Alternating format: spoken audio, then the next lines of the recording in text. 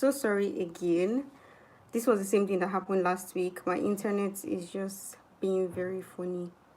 Hi everybody, good evening. Okay. Let me just wait for more people to join.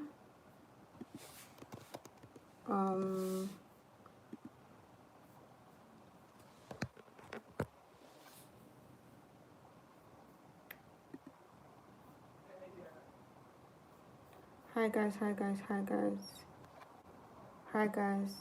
Hi everybody. I'm so sorry, my internet is just being very funny these days. Okay, hi guys, thank you for joining. Hi everybody. Okay, so I'm just going to go right into it. Hi everybody, good evening. Hello John, hello Kabiru, hello Glody, hello Olaleye, hello Lade. Hi everybody, thank you so much. Hi Victoria. I'm so sorry for Pharrell. My internet, I've been waiting. I've been sitting at my computer waiting for it to come online. Now I'm using my phone. So I just hope that we have a very seamless experience. My laptop seems to not want to connect to the internet these days when I want to go live. Hi everybody. Thank you for coming to my live video. I'm going to try to be looking at the chat so that I don't miss out any questions that you guys have. And I'm going to try to be very fast with this video so that we can finish on time, right? Okay, so today I'm talking about how much I made working as a student in Norway, right? That's what I said we're going to talk about. So before I start, I'm considering if we should wait for a few more people to join or if we should just go straight into it. Guys, should we wait for a few more people to join? I look different today. Well, I don't know. Please tell all your friends, send the link to your friends, tell them to join that we are live now. Talking about working as a student in Norway. We should go on. Okay. Blessing suggests that we should go on and anybody that comes after is going to catch up. The reason is because every time I start the live, and people join later, they now start asking questions about things that we have said. But anyway, I'm just going to go on. Anybody that comes after now should just like watch it. Okay, hi guys, good evening. I hope you're okay. I hope you're good. In the last few weeks, in the last 2 weeks especially, that I've been doing live sessions, you guys have had a lot of questions, and I go through the questions. Actually, I go through the comments, I see the questions. People are already dropping questions for me. I see the questions, and most times the questions that you guys are asking me are questions that I've already answered in another video.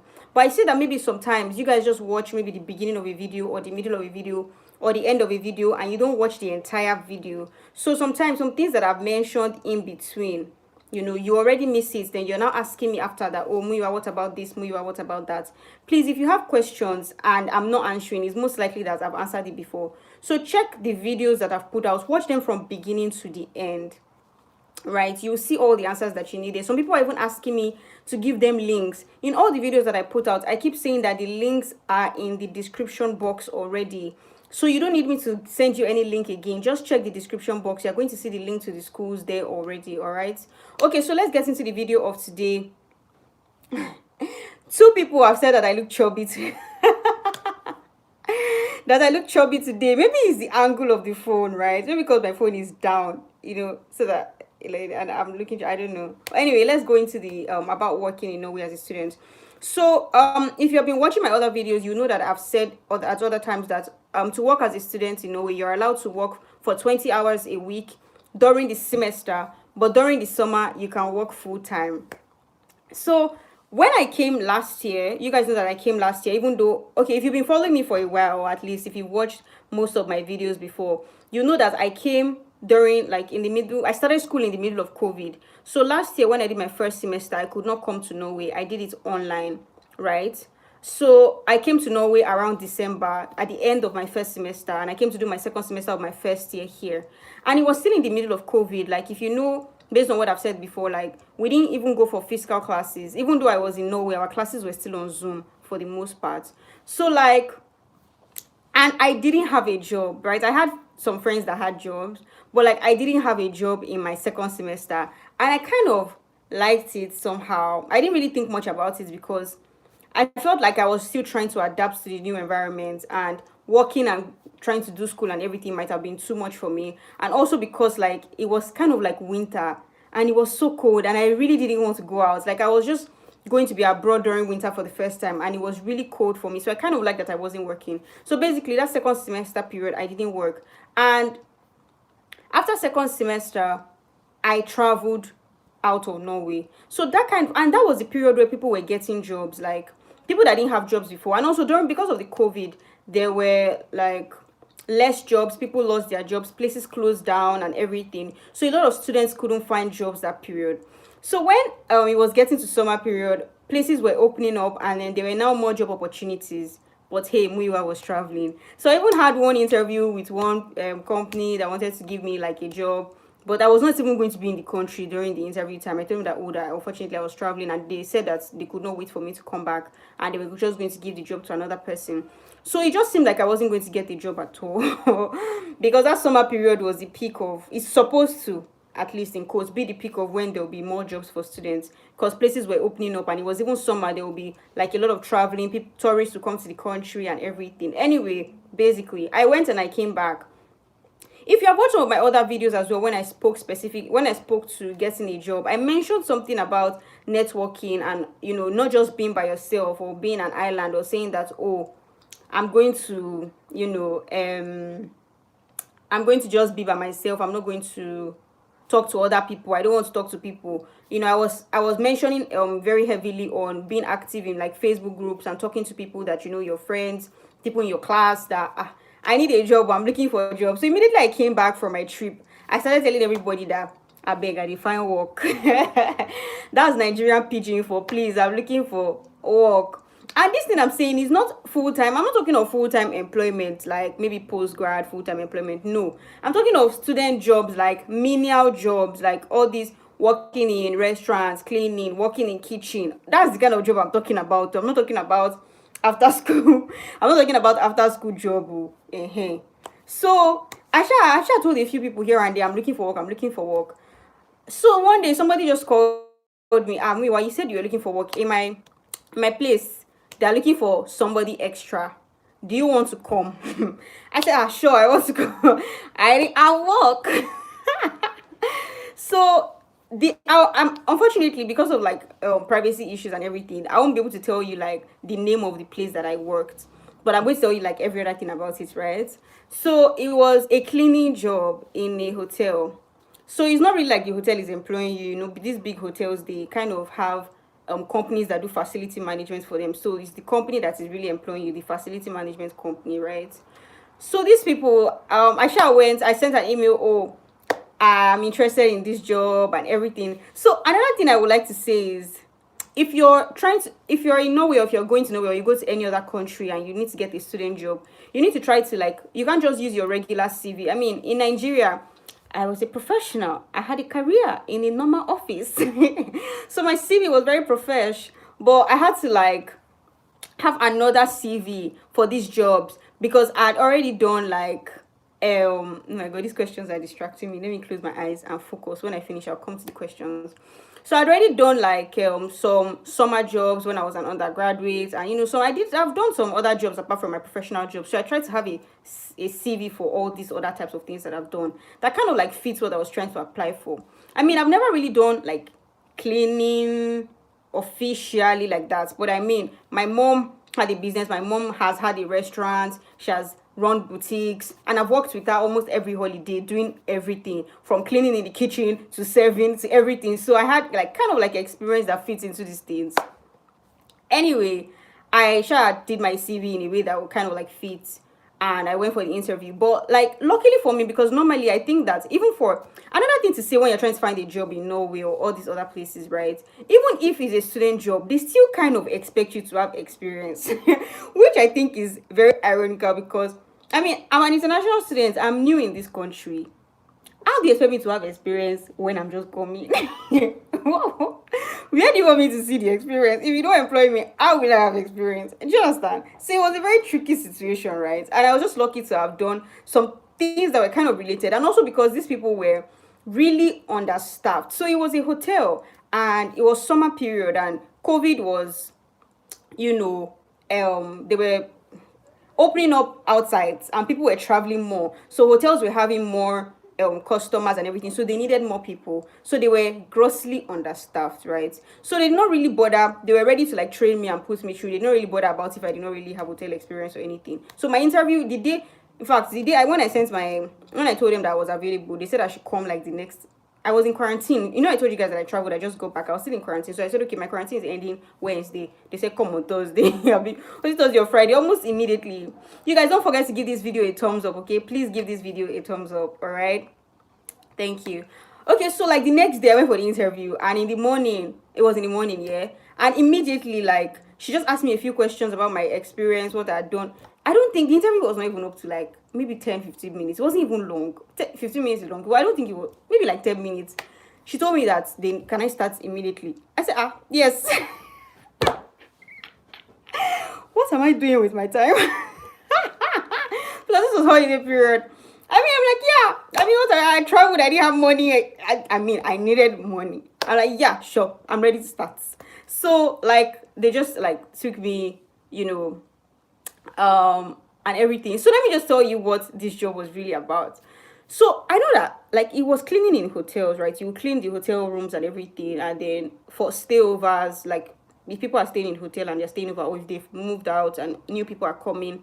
I know it seems very, it's difficult to explain the nitty-gritty of how like cleaning hotels are, but it is so stressful, guys.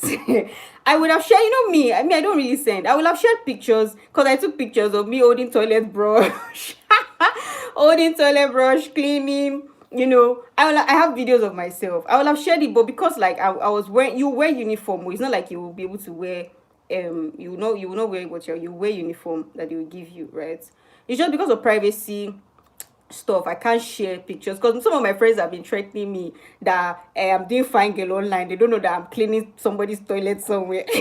But you can't shame the shameless, okay? So I don't really, it's honest work anyway. So it was really grueling, but then luckily for me as well, kind of, because in this job, like they already had people that were cleaning full time.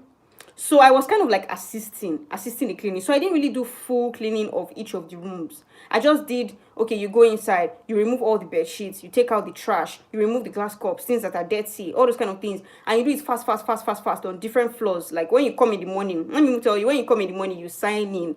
Then we'll give you a list of rooms to go and, they call it stripping. When you are going to strip these rooms. And the hotel is like 7 floors. Obviously there's elevator, so go come, but you guys. Anyway, by the time I made a list one day of everything that needs to be checked or cleaned to completely clean a room, it was more than 20 things. The work was really grueling. Anyway, let me move on. Let me go to the next thing, because I have a list of things that I have to get through so that you guys will really understand. Okay, so now let's go to the pay. So how much was this job? So this job was 198 krona per hour. And when I spoke to, at first I was like, 198 krona, and I want to break my back. But like, when I spoke to other people, apparently it was quite a good pay, because other jobs that were like also student jobs, right? They don't even really, I didn't see anybody that was earning up to 198 krona. Actually, there might have been other jobs, but I did not really see. There was one I saw, like people that were earning 180, 150. This is before tax, so we'll still get to the tax. It's before tax. So like 180 krona per hour, 150, 160 something krona per hour, around that range, right? And also, it's not all the jobs that are this stressful. Anyway, I'll get to that. So my own pay was 198 krona per hour, which was like higher than some of the other jobs that I had gotten. I know you guys some people are sending questions, but I can't really see it. I want to really go through everything that I have to say, then I will now answer your questions, right? So just keep the questions till after.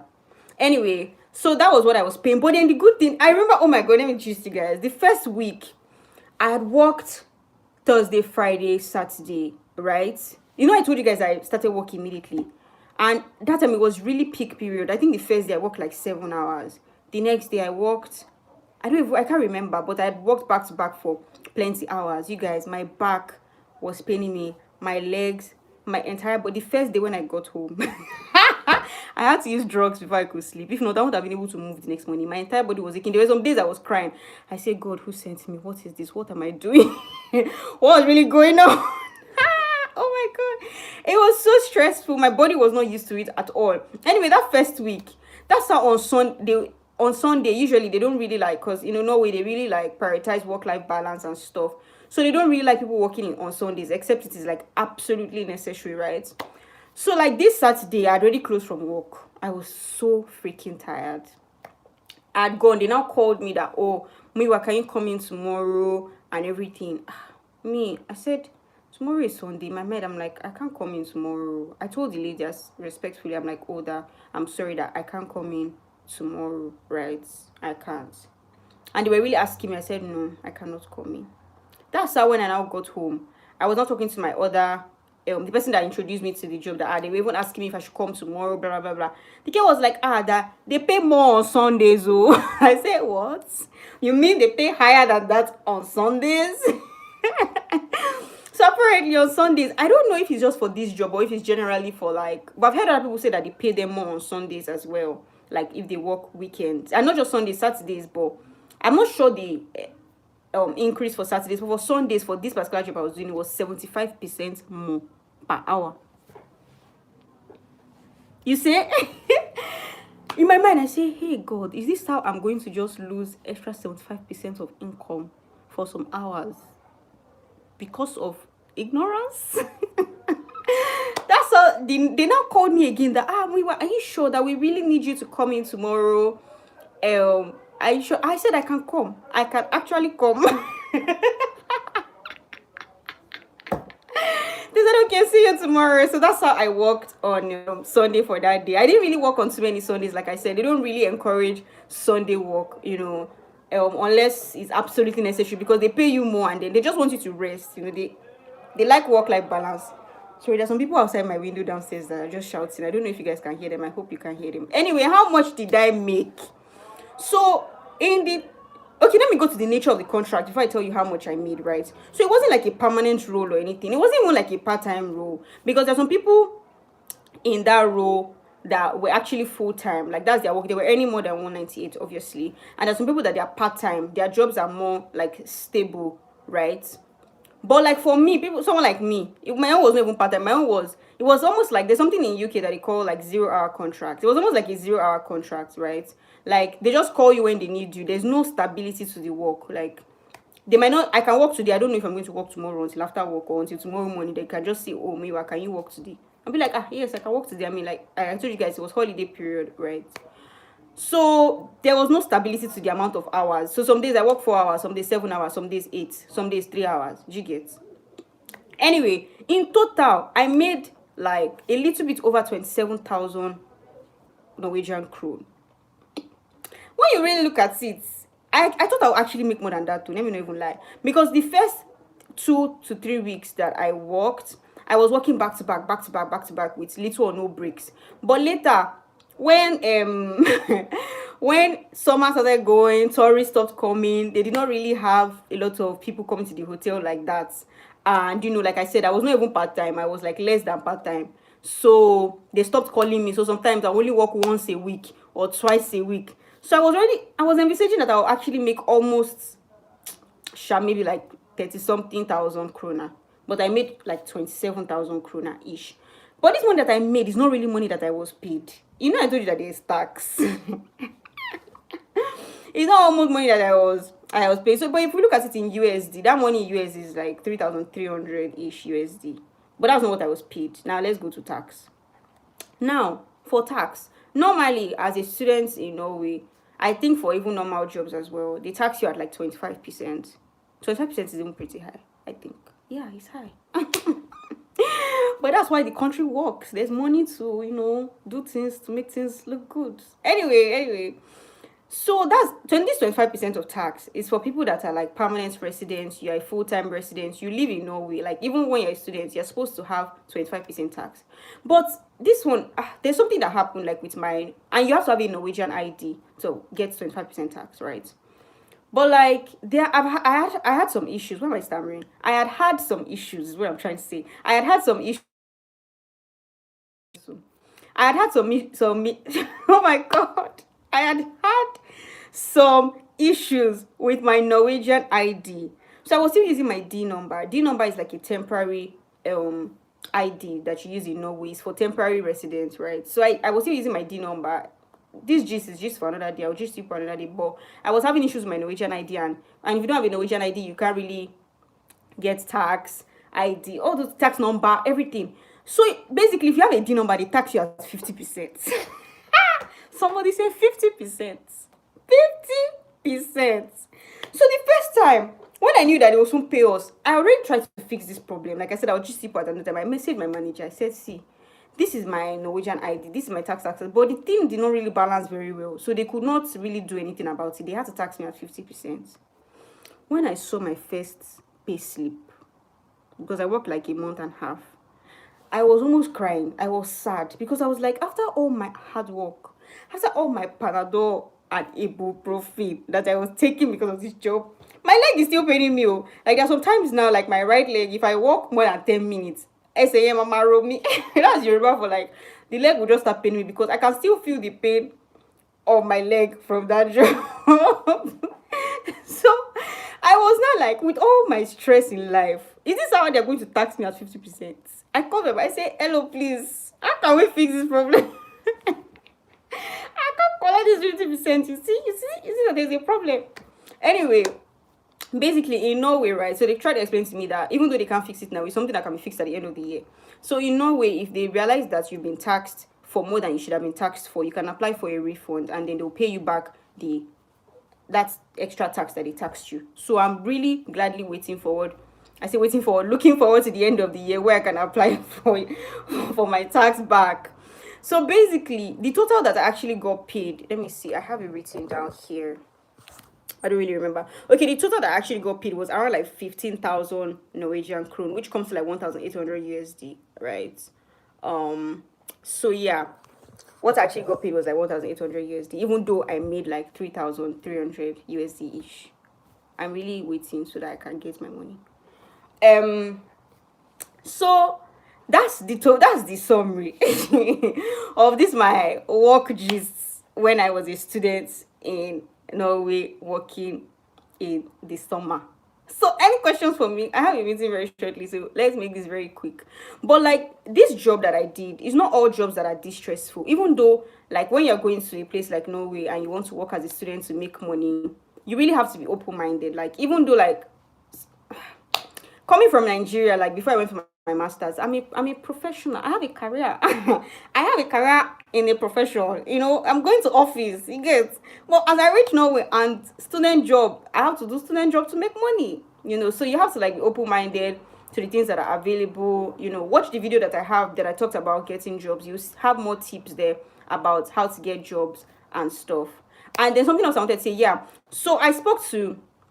How long did I work there? I worked there for like 1.5 months. But like I explained, I didn't work every day. There are many days I didn't work. Do you get? Because they just call me based on the need per day. And, you know, depending on the amount of people that they have coming to the hotel for that period. So I spoke to my other friends as well, like about, because when I was very stressed, I was thinking of actually changing jobs. Excuse me. But like when I spoke to other people, I realized that the stress is the same kind of, especially if like, because some of them were, you know, working in restaurants, working in kitchen, you know, it's working in other cleaning jobs, because my own cleaning job was hotel. There's some other cleaning jobs that is working in school. You know, maybe you're working in a school and then, you know, children, kindergarten, we on the floor, dirty, everything. So it depends. Like there's so many things, but some people, they don't have that kind of stressful work. Some people just work in stores. Okay, let me even gist you guys. So somewhere in the middle of all this, I tried to get a job in Zara because I'm like, I cannot do this anymore. I'm going to boutique. I'm just joking. Okay, I went to Zara. I took my CV. But then the reason why I didn't get that Zara job, because I didn't get the job, because they asked me, I think they wanted people that were like, maybe more committed, that will be able to come in fully. Do you get? Because I already had another job. They asked me that, do I have another? It seems like I'm working somewhere, because I cannot lie now. So I told them that I currently actually have another job somewhere else. So obviously I already saw the lady's face that you're already working somewhere else. But I was trying to explain to them that the work is not every day they used to call me. Some days they didn't used to call me. I'm actually free. Well, they didn't call me back. Anyway, that's it. So that's it about the job. That's how much I made. You can make much more. And also in my last video, I think, or one of my other videos, I explained that when you finish your first year and you're trying to renew your visa for the second year, if you're actually working, like, they consider your earnings. So the proof of funds that you show at the beginning when you're coming, you need to show that proof of funds again for the second year. Do you get?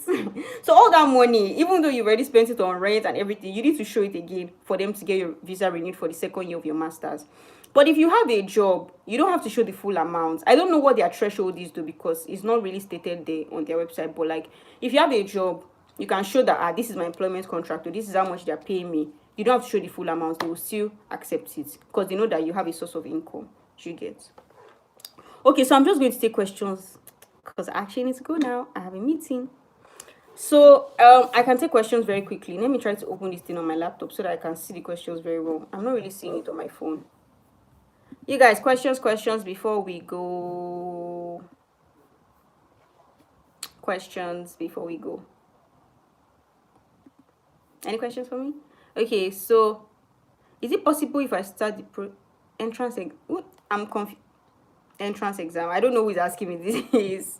You guys, please ask me questions that don't let's fight. Watch the videos that I've put up before. Don't ask me something that I've already talked about. Like, I can see somebody asking me now, what's the cost of student accommodation? I have a video talking about that. Just go and check it. Right. Go and check the video. I have a video on student accommodation.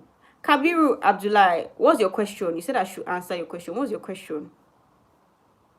What's the weather like in Norway? Cold. How much on Sunday? On Sunday, they were paying 75% more per hour. 75% more. Do I need international passport? Yes, you need international passport. I've said that. How many years given after schooling? 1 year for post. I've answered all these questions. I'm not going to answer. In fact, if I see any question that I've spoken of before, I'm not going to answer it. Please go and watch the. Let me answer fresh things. Go and watch the other videos I've put out, right? I've talked about most of all these things: post-study visa, residency, PhD. I've spoken about all these things. Just watch the other videos, guys. You'll see everything that you need there.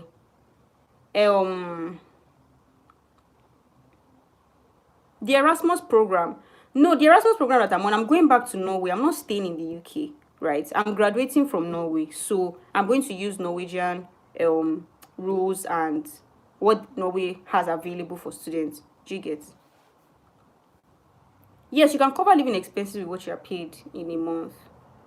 Do I get to save? It depends on how much you get to. It depends on how much you're spending. Like, it's not the same for everybody. It depends on your spending pattern.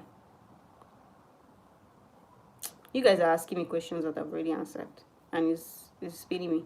Does anybody have any question concerning this live? Like getting a job or something in that regard? How long to be admitted to uni? I've answered that question before. Most times they start giving responses for next year if you apply this year. No, I will not be graduating with 2 degrees. I will be graduating with just 1 degree from Norway. It's just 1 semester I spent in the UK, so it's just 1 degree from Norway that I'm going to have. The WAEC scratch card, do you send it physically? If they didn't ask you to send it physically, you don't have to send it physically. I think they just ask for you to upload it, I think. So, I mean, it depends on what the school is asking. So do whatever the school asks. And if you're confused about it, just email them. Have you been able to get a job in Norway as an English-speaking student? I just talked about getting a job and working as an English-speaking student now. Self-employment. You're not allowed to be self-employed as a student in Norway. You're not allowed to be self-employed. See it. How do you apply for a job after you settle in? By applying now, you look for a job online. the video I put up about jobs, I mentioned links and websites that you can get jobs there, like you can find jobs. So check. You see links there. You can check for. You can see how to apply there. How possible is it to get a student job? Very possible. I just talked about getting a student job and my work as a student. You guys, stop it. The universities offer admission, scholarship, offer grants or scholarship for international students. They just offer free tuition. What you have is free tuition. You have to fend for yourself. Farah, what's the question about proof of funds? I can't see it. Let me scroll up to see. You guys, I see two universities asking for bank statement during admission. Yes, in our last, in the first live, we clarified that my own school did not ask me when I was applying, but people have said that they're asking them in some applications now. So we have already clarified that yes, if you're applying to some schools, they're actually asking you for your bank statements before you need to pay. I'm a student in Poland. Is it possible those universities free for international students? Do you mean all the schools in Norway are free, right? For Poland, I don't really know about Poland, but check I will be warm. I AW I don't know how to spell her name, but she talks about schooling in Poland. If you check YouTube for schooling in Poland, you'll see her videos. I will be warm Abu. She talks about everything you need to know about Poland. I don't really know about schooling in Poland. What else? I'll take one or two more questions and I'm out. You guys, thank you so much for joining this live. I'm so happy to see. I didn't know I was going to be this happy talking about my job experience, thinking about how that interests me. Another thing I wanted to mention about my job, right? Because it was a hotel, we got subsidized food. Like we could buy during lunch, you can buy food at cheaper prices. So that was an advantage as well. So they had really nice food. When the hotel guests have had breakfast, we can go there and eat as well, and it was really subsidized compared to what we're going to buy outside. You don't speak the language. Has this been a disadvantage in getting a proper placement? Some jobs require you to speak Norwegian. I've mentioned that in several of my videos. So it's advisable that you learn how to speak Norwegian if you want to stay in Norway or work or get some kind of jobs in Norway. Some jobs will just require you to speak English, but a lot of jobs will require you to speak Norwegian as well, right? Which is one of the reasons I even did the hotel job that I was cleaning, because a lot of student jobs that were customer facing, right? Maybe even in the stores, some stores and some restaurants, if you're going to be doing, especially if you're going to be a waitress, for instance, if you're applying to be a waitress, most of the jobs, they will require you to speak Norwegian because you're going to be interfacing directly with customers. When I was doing cleaning, I didn't have to interface with customers directly. So I just had to, it didn't really matter that I didn't speak Norwegian. I just had to speak English. Yeah, so one last question about Finland. No, I don't know. No self-employment. Isn't the YouTube part of self-employment? That's a very good question, because when I came, I was actually very worried about that, and I was calling the tax office that, hey, I'm doing YouTube. Oh, hope there's no problem, and they said that it's fine. That they classify. I think they classify it kind of under hobbies. But yeah, you're not allowed to have self-employment. That because a lot of people that have YouTube, they don't earn money or anything. So, but what the amount I'm earning from YouTube is not that, oh my god, what did I press? Yeah, it's not that magnanimous, but there's a certain amount that you'll be earning that they will be taxing you, but I've not reached that level yet, so I'm fine, because I actually contacted the tax office about that.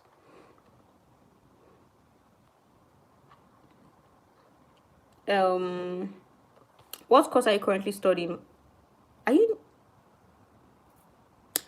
in Machi Precious? I would take it that you're new to this channel, because this is something that I've mentioned said several times before. I'm doing a master's in business administration, and in my undergrad I did human resources. Somebody said something about self-employment and photography. Are you saying I can't do photo shoots on a low key? Are you asking me if you can break the law? Don't ask me that. How is photography and content creation doing there? I don't know how photographers do, honestly. I don't know. I don't really have any photographer friends in Norway, so I don't know how they are doing it. But if you come to Norway and you're a photographer, you can't do a business basically until you finish school. Students are not allowed to start businesses. So that's all I can say.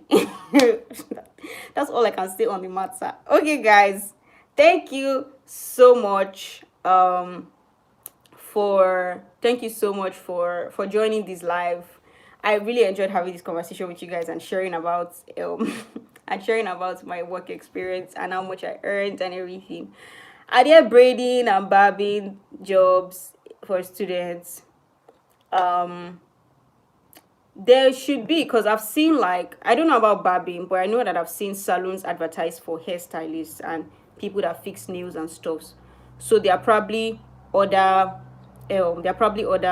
what's it called, salons that also maybe advertise for barbers. I mean, you just apply to the salon. Do you understand? So there probably should be. For taxi, I don't think for taxi you have to get a car now if you want to do taxi job. Do you know how much getting a license is? A license for someone that can already drive to apply for a license. This I didn't really check this. I spoke to a friend, so I've not actually maybe checked the website or something. But from conversations with people that I know in Norway that drive, like Nigerian students, getting the license for someone that knows how to drive like me now is like 30,000 krona.